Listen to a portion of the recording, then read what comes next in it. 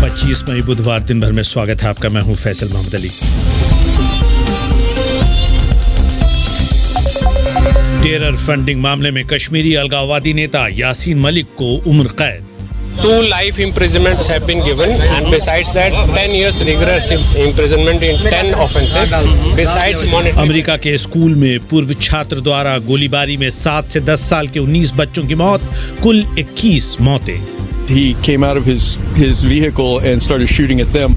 After the law enforcement came in, और दुनिया जहान में सुनेंगे क्या श्रीलंका में गलत कृषि नीति से उपजा पूरा आर्थिक संकट।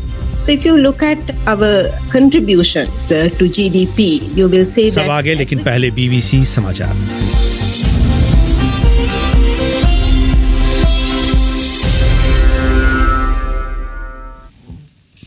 BBC समाचार। दक्षिण कोरिया की सेना का कहना है कि उत्तर कोरिया ने घंटे भर के भीतर अंतरिक्ष में 3 बैलिस्टिक मिसाइल छोड़े हैं। समझा जाता है कि इनमें से एक इंटरकॉन्टिनेंटल बैलिस्टिक मिसाइल है। दक्षिण कोरिया के ज्वाइंट चीफ्स ऑफ स्टाफ का कहना है कि मिसाइलों को प्योंगयांग के सुनान क्षेत्र से पूर्वी दिशा में छोड़ा गया। जापान की तट सेना का कहना है कि इनमें से 2 मिसाइल जापान समुद्र में गिरे। ये इलाका जापान के विशेष इकोनॉमिक वीडियो कॉलिंग से बातचीत की है। बैचलेट अल्पसंख्यकों को निशाना बनाया जा रहा है। चीन की सरकारी मीडिया का कहना है कि राष्ट्रपति शी ने चीन के मानवाधिकारों के रिकॉर्ड का बचाव किया और शिनजियांग के मामले पर किसी तरह की बातचीत नहीं हुई। मिचेल बैचलेट ने कहा कि राष्ट्रपति से सीधे तौर पर मानवाधिकारों के मामले पर चर्चा सार्थक रही। पाकिस्तान के पूर्व प्रधानमंत्री इमरान खान इस्लामाबाद पहुंच गए हैं, जहां वो अपने समर्थकों के साथ राजधानी में घुसने की कोशिश करेंगे। प्रशासन ने कड़े सुरक्षा प्रबंध किए हैं और इस्लामाबाद जाने वाले रास्तों की घेराबंदी कर दी गई है। इमरान खान ने शहबाज शरीफ की सरकार पर दबाव बनाने के लिए अपने समर्थकों को इस्लामाबाद पहुंचने को कहा है। ये लोग उनके समर्थन वाले इलाके पेशावर से आ रहे हैं। इमरान खान ने पिछले माह संसद में अपना बहुमत खो दिया था। पंजाब के सुनील जाखड़ और गुजरात के युवा नेता हार्दिक पटेल के बाद पूर्व मंत्री कपिल सिब्बल ने भी कांग्रेस छोड़ दी है। कपिल सिब्बल ने एक साक्षात्कार में कहा कि उन्होंने 16 मई को ही पार्टी छोड़ दी थी। कपिल सिब्बल ने स्वतंत्र उम्मीदवार के तौर पर राज्यसभा का नामांकन भरा है, लेकिन उनका कहना है कि उन्हें समाजवादी पार्टी का समर्थन हासिल है। इन तीनों कांग्रेस नेताओं के पहले अश्वनी कुमार और उत्तर प्रदेश के आरपीएन सिंह ने भी पिछले 5 महीनों में एक के बाद एक कांग्रेस पार्टी छोड़ दी। आरपीएन सिंह तो बीजेपी में शामिल हो गए हैं। कपिल सिब्बल भी उन 23 नेताओं में से थे जिन्होंने कांग्रेस पार्टी के भीतर बदलाव की मांग उठाई थी। अमेरिकी दवा निर्माता कंपनी फाइजर ने ऐलान किया है कि वो अपनी दवाएं गरीब मुल्कों को बिना किसी मुनाफे के बेचेगा। कंपनी के चीफ एग्जीक्यूटिव अल्बर्ट बाउरला ने कहा है कि इसका लाभ दुनिया के 45 देशों को होगा, जिनमें 1 अरब से अधिक लोग रहते हैं। स्विट्जरलैंड के दावोस में जारी वर्ल्ड इकोनॉमिक फोरम में बोलते हुए बोरला ने विश्व स्वास्थ्य संगठन और दूसरों से अपील की कि वो इसके वितरण में मदद करें। रवांडा उन देशों में शामिल है जहां कंपनी की सस्ती दवाएं सबसे पहले उपलब्ध करवाई जाएंगी। BBC समाचार।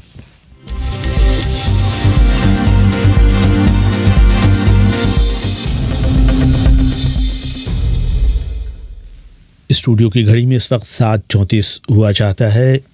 BBC हिंदी का डिजिटल रेडियो बुलेटिन दिन भर, और मैं फैसल मोहम्मद अली। नमस्कार। कश्मीर के अलगाववादी नेता यासीन मलिक को राष्ट्रीय सुरक्षा एजेंसी या NIA की एक अदालत ने उम्र कैद की सजा सुनाई है। यासीन मलिक पर देश के विरुद्ध युद्ध छेड़ने, आपराधिक साजिश रचने और गैर कानूनी गतिविधियों में शामिल होने जैसे संगीन आरोप थे। दिल्ली स्थित विशेष अदालत ने टेरर फंडिंग और उससे जुड़े मामलों की सुनवाई पहले ही पूरी कर ली थी, जिसमें यासीन मलिक को दोषी पाया गया था।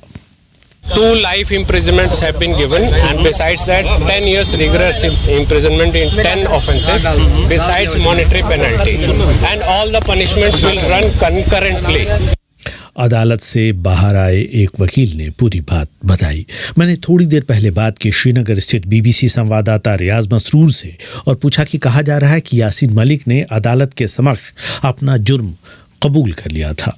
जी, दरअसल 19 मई को जो हियरिंग हुई थी पटियाला हाउस कोर्ट में, उसमें यासीन मलिक ने कहा था कि वो किसी वकील की मदद नहीं लेंगे और अपनी जरा खुद करेंगे।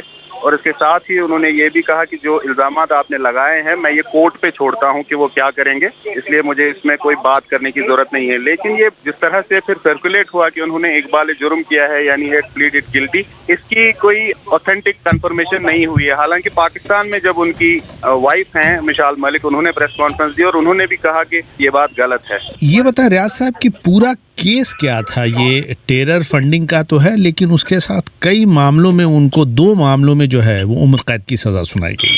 जी, जाहिर है ये 2016 में जो यहाँ के जो मिलिटेंट कमांडर बुरहान वानी को मारा गया एक एनकाउंटर में, उसके बाद यहाँ जो आंदोलन छिड़ा और उसमें काफी ज्यादा जो भारत विरोधी गतिविधियां हुई, कई महीनों तक यहाँ पे बंद रहा और प्रदर्शन होते रहे, पथराव की घटनाएं घटी। तो उसमें जब एनआईए ने उसको टेकअप किया कि कहाँ से क्या पैसा आ रहा था, कौन इसको ऑर्गेनाइज कर रहा था, तो उस पर यासीन मलिक पर ये आरोप लगाए गए कि उन्होंने ही यहाँ जो अलगाववादी नेता हैं उनको एक छतरी के नीचे, जिसका नाम JRL रखा गया था, जॉइंट रेजिस्टेंस फोरम JRF, वो एक आरोप था। और दूसरा आरोप ये था कि इस सारी जो भारत विरोधी गतिविधियां हैं उनको ऑर्गेनाइज करने के लिए बाकायदा एक टेरर फाइनेंसिंग मॉड्यूल था जिसमें यासीन मलिक का नाम लिया गया। उसमें चूंकि UAPA की धारा 16, 17, 18 और 20 के अंतर्गत उन पर ये मामले दर्ज किए गए जो देशद्रोह के सारे मामले हैं। ये बताएं कि आज श्रीनगर में इस मामले को लेकर बंद भी हुआ, कुछ हंगामों की भी खबर है। साथ साथ यासीन मलिक के बारे में क्या कुछ हमें संक्षेप में बता सकते हैं? जी देखिए, आज चूंकि किसी कॉल के बगैर, क्योंकि कॉल्स वगैरह नहीं आती हैं, सेपरेटिस्ट का सारा जो इंफ्रास्ट्रक्चर है वो खत्म कर दिया गया है। वो सभी नेता जो हैं या जेल में हैं या घरों में बंद हैं, तो किसी कॉल के बगैर स्पॉन्टेनियस शटडाउन हुआ श्रीनगर के अधिकतम बागों में। और लाल चौक भी बंद रहा, क्योंकि लाल चौक में ही यासीन मलिक भी रहते हैं, माइसमा इलाके में। वहाँ लोगों की काफी भीड़ थी, क्योंकि जब बार बार डिले हो रहा था वर्डिक्ट, तो शाम को फिर यहाँ पे क्लैशेस भी हुए सिक्योरिटी फोर्सेस और कुछ लोगों के दरमियान। उसमें उन्हें आंसू गैस का इस्तेमाल भी करना पड़ा। यासीन मलिक 58 वर्षीय एक अलगाववादी नेता हैं जो 1987 से ही अलगाववादी गतिविधियों में रहे हैं। उन्हें 1985 में यहाँ पे एक इंटरनेशनल मैच हो रहा था वेस्ट इंडीज और इंडिया के बीच में, तो उस वक्त उन्होंने मैच के जो लंच ब्रेक था उसमें पिच खोदने का उन पर आरोप था, उसमें उनको पहली जेल हुई है। तो उसके बाद वो 87 में जो यहाँ इलेक्शन हुए उसमें जो मुख्य लीडर हैं हिजबुल मुजाहिदीन के और जो पाकिस्तान में इस वक्त स्थित हैं मोहम्मद यूसुफ शाह उर्फ सईद सलाहुद्दीन, तो उनके चीफ कैंपेनर थे वो, क्योंकि वो भी इलेक्शन लड़ रहे थे। लेकिन इलेक्शन में धांधलियों का आरोप लगा और उसके बाद यहाँ पे जब चरमपंथ शुरू हुआ तो वो उन पहले लोगों में से थे यासीन मलिक जो पाकिस्तान गए और वहाँ उन्होंने ट्रेनिंग की और उसके बाद वापस आए और 5 साल तक वो यहाँ पे जम्मू कश्मीर लिबरेशन फ्रंट के कमांडर रहे। जिसके बाद उन्होंने सीज फायर किया, यूनिलेटरल सीज फायर, और कहा कि वो राजनीतिक स्तर पर गतिविधियां करेंगे। और गांधी के वो बड़े फैन हैं, उन्होंने कोर्ट में आज भी ये बताया है कि उन्होंने चरमपंथ छोड़कर गांधी के उसूलों पर चलने का फैसला किया। ये थे श्रीनगर से BBC संवाददाता रियाज मसरूर, जो उस वक्त उसी जगह मौजूद थे मायसूमा के उस इलाके में जहाँ के यासीन मलिक का घर है। सुभाष स्वामी कहते हैं कि उन्हें मौत की सज़ा होनी चाहिए। स्वामी साहब, शायद ये बात जज साहब को जाननी चाहिए थी, लेकिन ये भी आपको मालूम हो कि ये निचली अदालत है। इसके बाद जो है इस पर अपील होगी, फिर ये ऊंची अदालतों तक ये पूरा मामला जाएगा और फिर उसके बाद आखिरकार अदालत जो फैसला सुनाएगी उस पर सरकार अपनी कार्रवाई करेगी। अमेरिका के टेक्सास सूबे में एक बंदूकधारी ने बच्चों के एक स्कूल में राइफल से गोलियों की बौछार कर दी, जिसमें 19 बच्चों समेत 21 लोगों की मौत हो गई। 18 साल के बंदूकधारी सल्वाडोर रामोस को सुरक्षा एजेंसियों ने बाद में गोली मार दी। समझा जाता है कि स्कूल में गोलीबारी करने के पहले 18 साल के युवक ने अपनी दादी को भी गोली मार दी थी। अमेरिका में खुलेआम लोगों पर गोली चलाना इन दिनों आम सी बात होती जा रही है। BBC के अमेरिका क्षेत्र की संपादक सारा स्मिथ का कहना है कि इस साल के भीतर ही अमेरिकी स्कूलों में गोलीबारी की 27 घटनाएं हो चुकी हैं। 2 सप्ताह पहले ही न्यूयॉर्क में एक शॉपिंग सेंटर में हुई शूटिंग में 10 लोगों की मौत हो गई थी। न्यूयॉर्क से पूरा ब्यौरा दे रहे हैं सलीम रिजवी। टेक्सास का उवाल्डे शहर अमेरिका की दक्षिणी सीमा से कोई 50 मील दूर पड़ता है। इस इलाके में अधिकतर मैक्सिकन मूल के लोग रहते हैं। पुलिस के अनुसार मंगलवार को उवाल्डे के रॉब एलिमेंट्री स्कूल में स्थानीय समय के अनुसार दोपहर करीब 12 बजे से थोड़ा पहले एक 18 वर्षीय लड़के ने एक सेमी ऑटोमेटिक राइफल और एक हैंडगन से स्कूल में अंधाधुंध गोलियां चलानी शुरू कर दी।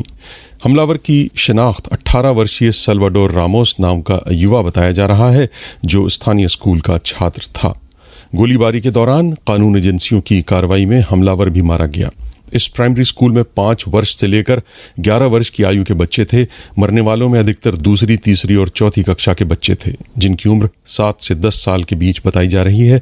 स्कूल के पास रहने वाले एक अमरीकी गोलीबारी के बारे में बताते हुए कहते हैं, He came out of his vehicle and started shooting at them. After the law enforcement came in, they locked down the school really quickly and they started evacuating children out through breaking windows and pulling children out. एक प्रत्यक्षदर्शी कह रहे थे, उस हमलावर ने अपनी गाड़ी से निकलकर गोलियां चलानी शुरू कर दी। कुछ देर में पुलिस आ गई और उन्होंने स्कूल के अंदर से खिड़कियां तोड़कर स्कूली बच्चों को निकाला। व्हाइट हाउस में अपने भाषण में अमेरिकी राष्ट्रपति जो बाइडेन ने कहा कि इस तरह की गोलीबारी पर बयान देते हुए वो थक चुके हैं। उन्होंने बंदूकों पर नियंत्रण की भी बात कही। As a nation, we have to ask, when in God's name are we going to stand up to the gun lobby? When in God's name we do what we all know in our gut needs to be done? We have to act. राष्ट्रपति Biden कह रहे थे, हम ये लगातार क्यों होने दे रहे हैं? अब समय आ गया है जब इस पीड़ा को हमें एक्शन में बदलना होगा। हर माता पिता के लिए, इस देश के हर नागरिक के लिए, हमें इस देश के हर चुने हुए अधिकारी को ये स्पष्ट करना होगा कि अब कदम उठाने का समय आ गया है। 10 साल पहले कनेक्टिकट में एक स्कूल में 20 बच्चे और 6 लोगों को एक हमलावर ने गोलीबारी में मार दिया था। सैंडी हुक स्कूल में मारे गए एक बच्चे की मां पो मरी टेक्सास में इस हमले के बाद कहती हैं, For 10 years, we've been begging the elected leaders to do something about protecting our children and our families and all our community. पो मरी कह रही थी, पिछले 10 वर्षों से हम अपने प्रतिनिधियों से गिड़गिड़ा के कहते रहे हैं कि हमारे बच्चों और समाज के अन्य लोगों को बचाने के लिए कुछ करें, लेकिन कांग्रेस ने अभी तक कुछ नहीं किया है। ये थे न्यूयॉर्क से सलीम रिजवी। और अब सुनते हैं दुनिया जहान। श्रीलंका गंभीर आर्थिक संकट का सामना कर रहा है।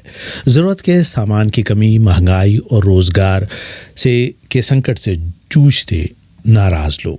हिंसक प्रदर्शन हो रहे हैं। प्रधानमंत्री रहे महिंदा राजपक्षे और कई मंत्रियों को इस्तीफा देना पड़ा। इस संकट की एक बड़ी वजह बीते साल लागू हुई कृषि नीति की नाकामी को बताया जा रहा है। सरकार ने रासायनिक खाद पर प्रतिबंध लगाते हुए ऑर्गेनिक यानी जैविक खाद नीति लागू कर दी।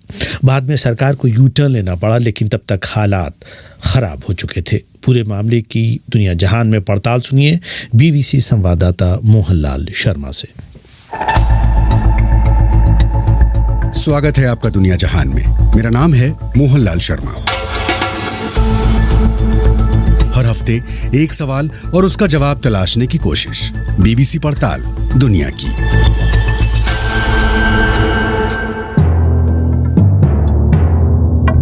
ये साल 2019 के अगस्त का महीना था। श्रीलंका में राष्ट्रपति चुनाव का प्रचार जोरों पर था। राजनीतिक ताकत रखने वाले परिवार के एक पूर्व सैन्य अधिकारी गोटाबाया राजपक्षे भी मैदान में थे। 3 महीने बाद उन्होंने राष्ट्रपति के तौर पर शपथ ली। चुनाव के दौरान उन्होंने श्रीलंका के लिए जिस नए नजरिए का खाका पेश किया, उसमें खेती के लिए एक साहसिक नीति शामिल थी। इसके तहत 10 साल में खेती को पूरी तरह से ऑर्गेनिक बनाने की योजना थी। इस बेहद महत्वाकांक्षी योजना में कई खामियां थी और इसकी नाकामी श्रीलंका के मौजूदा आर्थिक संकट की एक बड़ी वजह के तौर पर देखी जा रही है। लोगों की नाराजगी और विरोध प्रदर्शनों के अटूट सिलसिले के बाद सरकार को इस पर यू टर्न लेना पड़ा।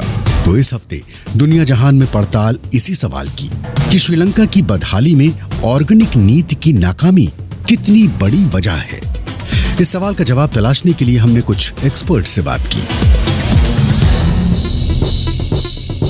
पार्ट 1 हरित क्रांति।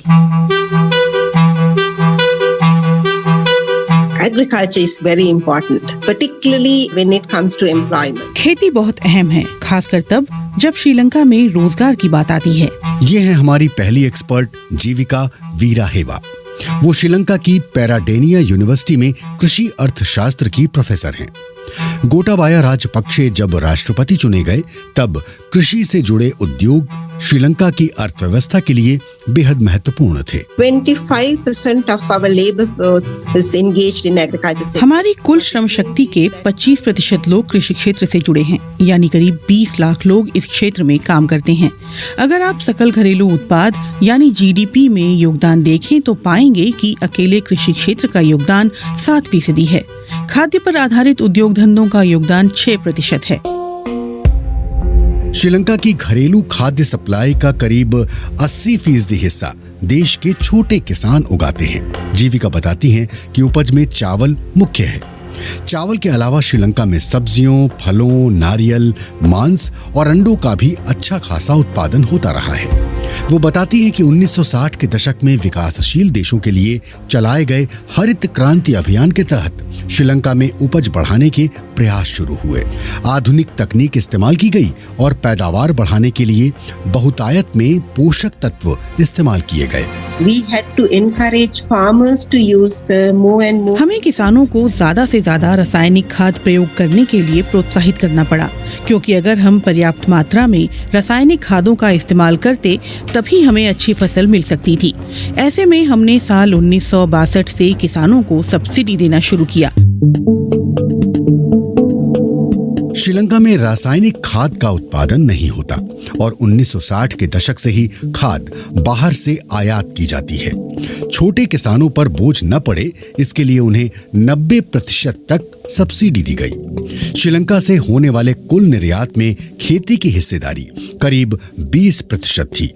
पर्यटन भी विदेशी मुद्रा का बड़ा स्रोत था। साल 2020 की शुरुआत में कोरोना महामारी की वजह से सैलानियों का आना अचानक रुक गया और श्रीलंका को बड़ा झटका लगा। लगभग उसी वक्त सप्लाई चेन बाधित होने से दुनिया भर में खाद की भी कमी हो गई। रासायनिक खाद से जुड़ी एक और दिक्कत थी। हरित क्रांति के बाद पैदावार तो बढ़ी, लेकिन बीमारियों के मामले भी सामने आने लगे। CKDU यानी chronic kidney disease of unknown origin के शुरुआती मामले 1990 के दशक में सामने आए।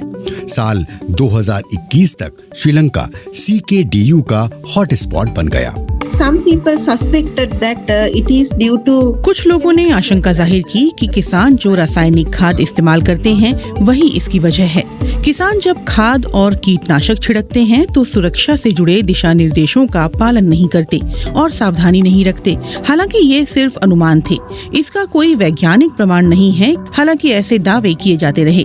ऐसे में खेती से जुड़े लोग बिना रासायनिक खाद के खेती करके देखना चाहते थे। और तब सरकार ने तय किया कि ये खेती में क्रांतिकारी बदलाव का वक्त है। पार्ट 2, बड़ा सपना। This happened almost a year ago when we heard our president coming. ये करीब 1 साल पहले की बात है जब हमने टीवी पर राष्ट्रपति का ऐलान सुना कि वो कृत्रिम खाद और कीटनाशकों पर तत्काल प्रभाव से प्रतिबंध लगाने जा रहे हैं। ये है हमारे दूसरे एक्सपर्ट प्रोफेसर बुद्धि मराम्बे। वो श्रीलंका की पैराडोनिया यूनिवर्सिटी में कृषि वैज्ञानिक हैं। वो कहते हैं कि जब लोगों को ये कहा जाता है कि खाने पीने के सामान में जहरीले पदार्थ हैं जो उन्हें और उनके बच्चों को बीमार बना सकते हैं, तो वो चिंतित हो जाते हैं। राष्ट्रपति राजपक्षे ने बीते साल अप्रैल में घोषणा की कि नई नीति के जरिए वो स्वास्थ्य से जुड़ी इन चिंताओं का समाधान करेंगे। सरकार ने रासायनिक खादों पर पूरी तरह से प्रतिबंध लगा दिया। देश के तमाम खेत 100% ऑर्गेनिक यानी कि पूरी तरह से जैविक खाद पर निर्भर होने जा रहे थे। मराम्बे बताते हैं कि उस वक्त इस नीति पर सवाल भी उठे, लेकिन कुछ लोगों ने राष्ट्रपति के मन में बैठा दिया कि आगे बढ़ने का यही एक रास्ता है। There were people from medical sciences, there were people from agriculture sciences as well. इनमें से कुछ मेडिकल एक्सपर्ट थे, कुछ कृषि वैज्ञानिक थे, निजी क्षेत्र के कई ऐसे लोग भी थे जो श्रीलंका में एक खास स्तर पर ऑर्गेनिक खेती कर रहे थे। ऑर्गेनिक उत्पादों की दुनिया में काफी अच्छी मांग है। मराम्बे कहते हैं कि तब बताया गया कि श्रीलंका को काफी विदेशी मुद्रा हासिल हो सकती है, लेकिन असल मुद्दा स्वास्थ्य था। श्रीलंका में चाय और सब्जी उगाने वाले किसान छोटे पैमाने पर कई साल से इस तरह की खेती कर रहे हैं। मराम्बे कहते हैं कि इस बार बदलाव ये था कि पूरे ही देश को ऑर्गेनिक कर दिया गया। क्या सरकार रासायनिक खाद के आयात बिल को कम करना चाहती थी? मराम्बे ने इस सवाल का भी जवाब दिया। At the time the decision was taken, this factor was never brought forward. जिस वक्त ये फैसला लिया गया तब ये कारण कभी सामने नहीं रखा गया, इस पर चर्चा तक नहीं हुई। एक वैज्ञानिक के तौर पर सोचें तो ये कारण हो सकता है। वो विदेशी मुद्रा के जिस संकट से जूझ रहे थे, उसे देखते हुए ये एक छुपी वजह हो सकती थी। श्रीलंका ऐसा पहला देश नहीं है जिसने पूरी तरह से ऑर्गेनिक होने की कोशिश की हो। साल 2014 में भूटान ने भी ऐसा ही ऐलान किया था। मराम्बे बताते हैं कि भूटान ने लक्ष्य हासिल करने के लिए 6 साल का वक्त तय किया था। वो इसके लिए साल 2003 से तैयारी कर रहे थे, लेकिन भूटान मुश्किल में घिर गया। श्रीलंका में भी विशेषज्ञ चेतावनी दे रहे थे, लेकिन उन्हें नजरअंदाज किया गया। All our estimates from the day that decision was made, we always... सरकार ने जब ये फैसला किया, हम तभी से बताते रहे कि सरकार ने गलती कर दी है। मैंने और अलग अलग विश्वविद्यालय के दूसरे कृषि वैज्ञानिकों ने महामहिम को पत्र लिखा। उनसे सिर्फ आधे घंटे का समय मांगा ताकि हम इस पर चर्चा कर सकें, लेकिन दुर्भाग्य से हमारी बात नहीं सुनी गई। तब पूरी दुनिया कोविड महामारी से जूझ रही थी। पर्यटकों के नहीं आने से श्रीलंका की आर्थिक स्थिति चरमरा रही थी। इस बीच ऑर्गेनिक क्रांति ने स्थिति को और मुश्किल बना दिया।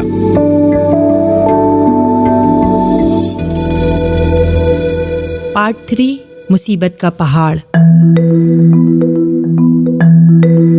It took the farmers by surprise and it took the rest of the country by surprise. इस ऐलान ने किसानों को हैरान कर दिया, बाकी देश को भी हैरत में डाल दिया।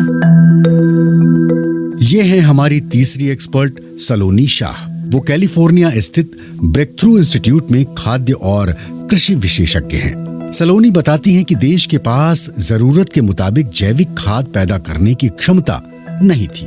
दुनिया में तय मानक बनाए रखने के लिए ऑर्गेनिक उत्पाद की समय समय पर जांच जरूरी है, लेकिन वहाँ ऐसी व्यवस्था नहीं थी। There wasn't a regulatory framework that was implemented. वहाँ कोई ऐसा नियामक ढांचा नहीं था जहाँ किसानों को सलाह मिल सके कि उन्हें किस तरह की ऑर्गेनिक खाद इस्तेमाल करनी चाहिए, कौन सी खाद सुरक्षित है, क्या और कैसे किया जाना चाहिए। इसे लेकर किसानों को समुचित तकनीकी सहायता और सलाह भी नहीं दी गई। जल्द ही साफ हो गया कि किसानों की उपज घट रही है, उनके रोजगार और आमदनी पर भी संकट छा गया। There's 2 rice growing seasons in the country. The first one is called Sri Lanka में चावल की 2 फसल होती हैं। पहला येलो सीजन मई से सितंबर तक होता है। चावल की फसल के लिहाज से जो प्रमुख सीजन है उसकी शुरुआत सितंबर में होती है और ये मार्च में खत्म होता है। चावल की मुख्य फसल के दौरान पर्याप्त खाद उपलब्ध नहीं थी। श्रीलंका के किसानों पर इसका असर हुआ। उन्हें अब खाद पर सब्सिडी भी नहीं मिल रही थी। ऐसे में फसल को 40% नुकसान का अनुमान लगाया गया। ऑर्गेनिक प्लान लागू होने के कुछ ही महीनों में फेल होने लगा और लोग गुस्से में उबलने लगे। सलोनी शाह बताती हैं कि खाने के सामान की कमी होने लगी, दाम बढ़ने लगे और इस नीति के खिलाफ देश भर में प्रदर्शन होने लगे। देश में खाद्य संकट खड़ा हो गया। स्थिति संभालने के लिए श्रीलंका सरकार को भारत और म्यांमार से 40 लाख मीट्रिक टन चावल मंगाना पड़ा। ऑर्गेनिक नीति की नाकामी उजागर हो चुकी थी, लेकिन फिर भी बीते साल नवंबर में राष्ट्रपति गोटाबाया राजपक्षे ने ग्लासगो के COP26 सम्मेलन में ऑर्गेनिक खेती को लेकर अपनी प्रतिबद्धता दोहराई। लेकिन कुछ ही हफ्ते बाद उनकी सरकार यू टर्न लेने को मजबूर हो गई। They were in a position where they were compelled to reverse the ban. वो ये करने पर मजबूर हो गए। उन्होंने इसका कोई आधिकारिक कारण नहीं बताया। नवंबर के आखिर में सरकार ने प्रतिबंध पर आंशिक छूट दे दी और रासायनिक खाद आयात करने की अनुमति दी। ये छूट चाय, रबड़ और नारियल जैसे निर्यात होने वाली अहम फसलों के लिए थी। ये विदेशी मुद्रा के लिए अहम फैसले हैं। इसके जरिए करीब 1.3 अरब डॉलर की रकम मिलती है। लेकिन तब तक श्रीलंका की अर्थव्यवस्था को बड़ी चोट लग चुकी थी। पार्ट 4 संकट में Sri Lanka. This is a case of a man-made disaster. ये इंसान की पैदा की गई त्रासदी का केस है। इससे बाहर आने में बरसों का वक्त लग सकता है। हमारे चौथे एक्सपर्ट डॉक्टर अहिलान कादिगमार श्रीलंका की जाफना यूनिवर्सिटी में समाज शास्त्र के सीनियर लेक्चरर हैं। ऑर्गेनिक खेती का फैसला फेल हुआ और श्रीलंका का वित्तीय संकट बढ़ गया। डॉक्टर अहिलान कहते हैं कि ये झटका महामारी के दौरान लगा। इसी दौरान श्रीलंका का केंद्रीय बैंक 51 अरब डॉलर का विदेशी कर्ज चुकाने में नाकाम रहा। श्रीलंका में जरूरी सामान की भी भारी किल्लत होने लगी। With the war in Ukraine, commodity prices in general have gone up. Ukraine युद्ध की वजह से जरूरत के सामान की कीमतें तेजी से ऊपर चली गईं। खाने का सामान भी लोगों तक नहीं पहुंच सका। सप्लाई के पूरे ढांचे पर दबाव बढ़ गया। खाद पर लगाए गए प्रतिबंध ने कृषि सामान की सप्लाई चेन को चरमरा दिया। ईंधन आयात की क्षमता प्रभावित होने से श्रीलंका में घंटों बिजली कटौती होने लगी। डॉक्टर अहिलान बताते हैं कि 1930 के दशक के अकाल और मंदी के बाद से श्रीलंका ने संकट का ऐसा दौर नहीं देखा था। Sri Lanka's two large bilateral donors, India and China, Sri Lanka ने भारत और चीन से मदद मांगी। भारत ने तेल, खासकर डीजल और पेट्रोल खरीदने के लिए 50 करोड़ डॉलर की क्रेडिट लाइन दी। सब्जी, चावल और दवाओं जैसा जरूरी सामान खरीदने के लिए 1 अरब डॉलर की क्रेडिट लाइन दी। इसके जरिए श्रीलंका का 1 या 2 महीने का काम निकल सकता है, लेकिन इससे लंबे वक्त के लिए समस्या का समाधान नहीं हो पाएगा। श्रीलंका में रासायनिक खाद पर लगी पाबंदी भले ही हटा ली गई, लेकिन स्थिति गंभीर बनी हुई है। भारी आर्थिक संकट और लोगों के बढ़ते गुस्से का असर लगातार दिखा। पहले मंत्रियों और फिर प्रधानमंत्री को इस्तीफा देना पड़ा। रानिल विक्रमसिंघे छठी बार प्रधानमंत्री बने। डॉक्टर अहिलान के मुताबिक किसान बताते हैं कि उनके नुकसान की भरपाई बेहद मुश्किल है। ऑर्गेनिक खेती के प्रयोग को लेकर भी वो अपनी राय रखते हैं। I think among many agriculturalists, there was a sense in which मुझे लगता है कि खेती के कई विशेषज्ञों को लगता था कि शायद हम रासायनिक खादों का जरूरत से ज्यादा इस्तेमाल कर रहे हैं और हमें इसकी मात्रा घटानी चाहिए। किसी ने कल्पना भी नहीं की थी कि अचानक पाबंदी लगा दी जाएगी या फिर रासायनिक खादों का प्रयोग पूरी तरह बंद करना संभव होगा। ये धीरे धीरे कई दशकों के दौरान किया जाना चाहिए था। इसे रातों रात बंद करना बड़े संकट की वजह था। लौटते हैं उसी सवाल पर कि श्रीलंका की बदहाली में ऑर्गेनिक खेती की नाकामी कितनी बड़ी वजह है। ये साफ है कि कुछ आर्थिक दिक्कतें श्रीलंका के काबू के बाहर हैं, लेकिन रासायनिक खादों पर पाबंदी आत्मघाती गोल की तरह थी। ये नीति लागू करते वक्त मूलभूत बातों को नजरअंदाज किया गया। प्राकृतिक खादों की कमी, किसानों की तैयारी के लिए कम वक्त मिलना और उपज कम होने की स्थिति में कोई भरपाई की योजना भी तैयार नहीं की गई। ये दूरदर्शी नीति नहीं थी और श्रीलंका में इसके नतीजे लंबे वक्त तक दिखते रहेंगे।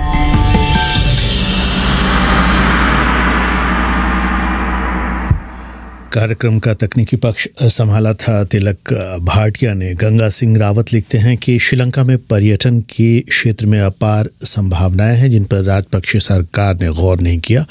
तो रावत साहब, एक बात ये भी कहने की कि पिछले 2 सालों से कोरोना महामारी का संकट जो है पूरे विश्व पर रहा और इसकी वजह से जो है वो टूरिज्म या पर्यटन को बहुत ही नुकसान पहुंचा।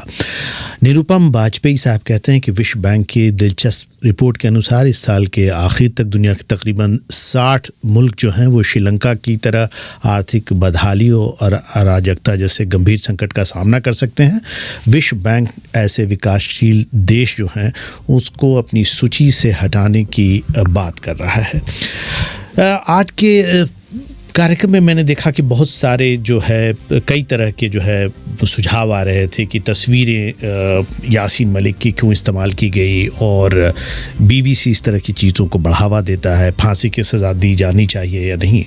तो बस कुछ एक सवाल है। गुजरात के एक बड़े नेता का नाम एक समय एक्स्ट्रा जुडिशियल किलिंग में आया था, यानी कि न्याय व्यवस्था से परे जो है किसी को मार दिया जाए। एक सांस्कृतिक संस्था के एक बड़े नेता का नाम भी टेरर के मामले में आया था, एक सांसद हैं उनका नाम भी, उनके खिलाफ भी चार्जेस था। तो क्या बीबीसी उन लोगों की तस्वीरों का इस्तेमाल बंद कर दे? क्या बीबीसी इस बात के लिए बैठ जाए या मान ले कि वो लोग दोषी हैं, या अदालत को ये काम करने दे? नमस्कार।